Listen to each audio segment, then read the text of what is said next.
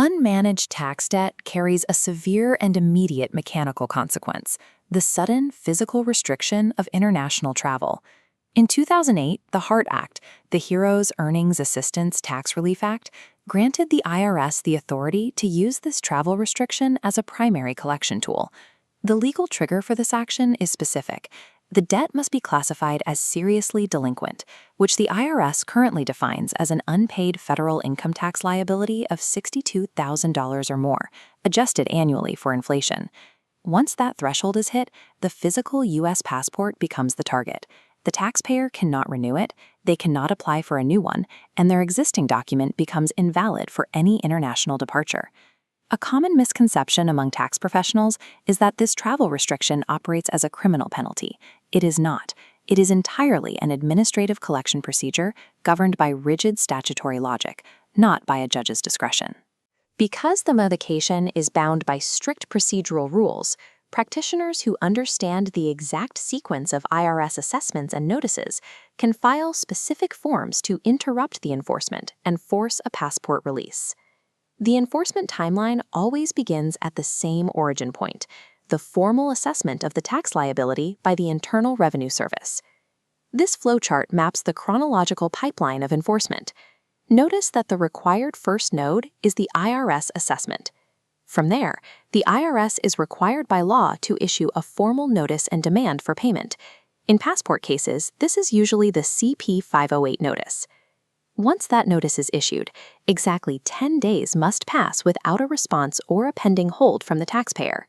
If the 10-day window closes in silence, the IRS usually flags the debt as seriously delinquent and transmits that status to a secondary federal agency. The IRS does not revoke the passport directly.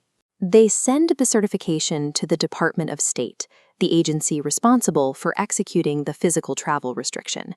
The entire process, from the initial IRS notice to the State Department enacting the revocation, typically takes between 30 and 60 days. A passport is only revoked if the taxpayer fails to disrupt this chronological sequence before the State Department receives that final notification. This visual represents the legal strategy of status removal. By reclassifying a debt out of the seriously delinquent enforcement pipeline, we strip away the government's revocation authority entirely. The most reliable method to trigger this diversion switch is Form 9465, the installment agreement. Setting up a monthly payment plan legally removes the delinquent status. Once approved, it initiates a release notice taking 30 to 60 days to process. Practitioners can also file Form 656 for an offer in compromise. This achieves the same status removal, but its processing timeline extends to 4 to 6 months. Let's look at Sarah, an international business owner, to see how standard resolution works in practice. Sarah has an $85,000 assessed tax debt.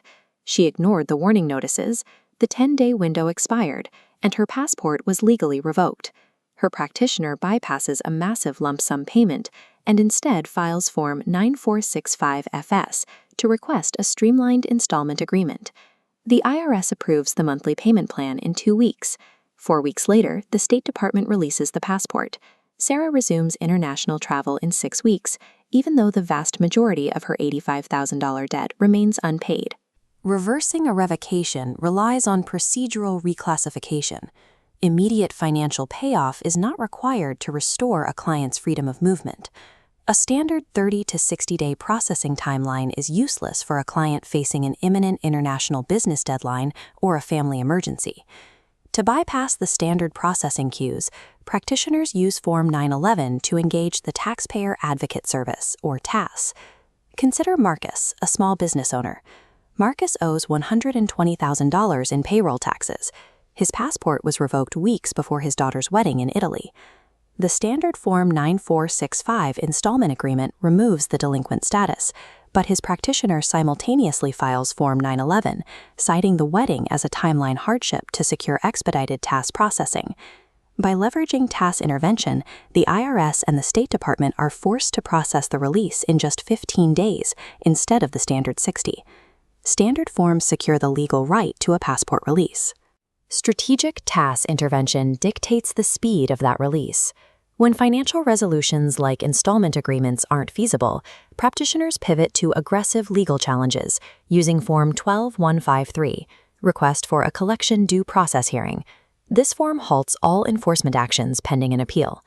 The first major defense is a procedural challenge based on due process, as seen in David's case.